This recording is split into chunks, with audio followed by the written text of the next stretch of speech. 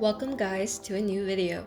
So I am making an underpainting for my new self-portrait, and I really wanted to include one of my favorite parts of the Baroque, which is dramatic lighting.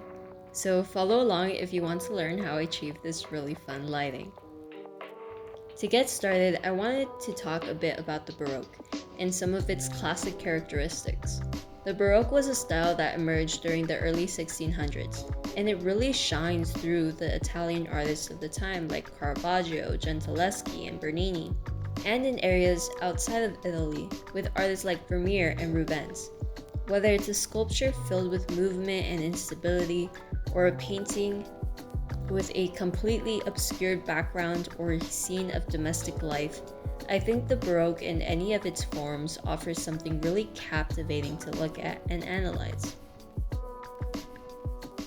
Besides the dramatic lighting I mentioned, the Baroque was known for its theatricality and emotional intensity, which I felt was really fitting for the self-portrait and the scene I'm trying to portray. So to start off the underpainting, I focused on laying down some brown acrylic in areas which would be in shadow. Now, because I want a very strong lighting, my light source is coming from one direction. Imagine a spotlight on a dark stage.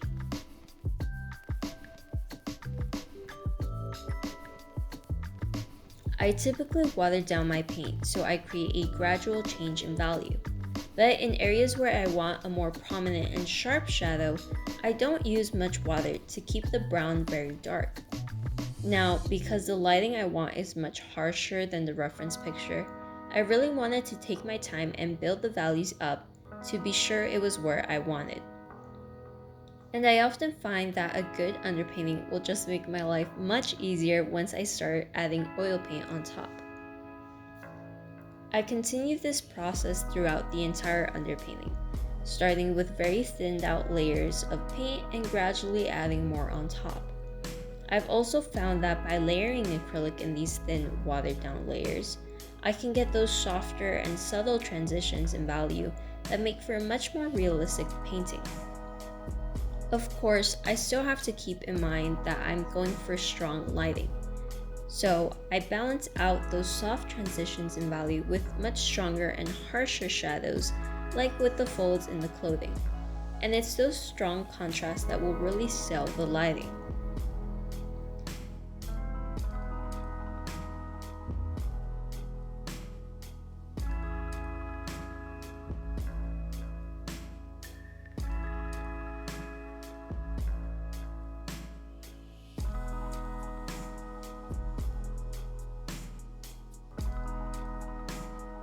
I kept building up the darkness until I felt it was at a good place before I moved on to the background.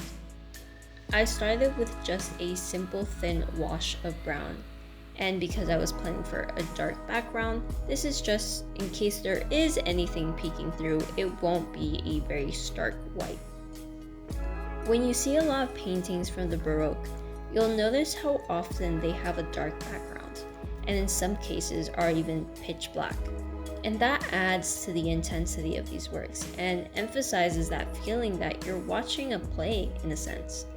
As a viewer, you're only seeing the subject, and it creates really interesting focus that draws you into the painting.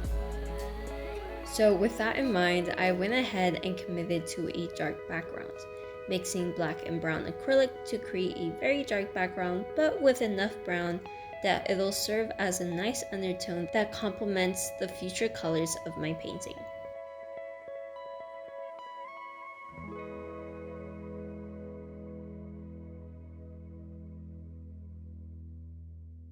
Once I was done with the background, I was mostly happy with the values, but I decided to go back in and darken some areas so that the darker side of the painting seemingly emerges from the dark background, and knock back some areas that I didn't want to be too light, like the pants and the notebook, to avoid those areas taking away attention from the face.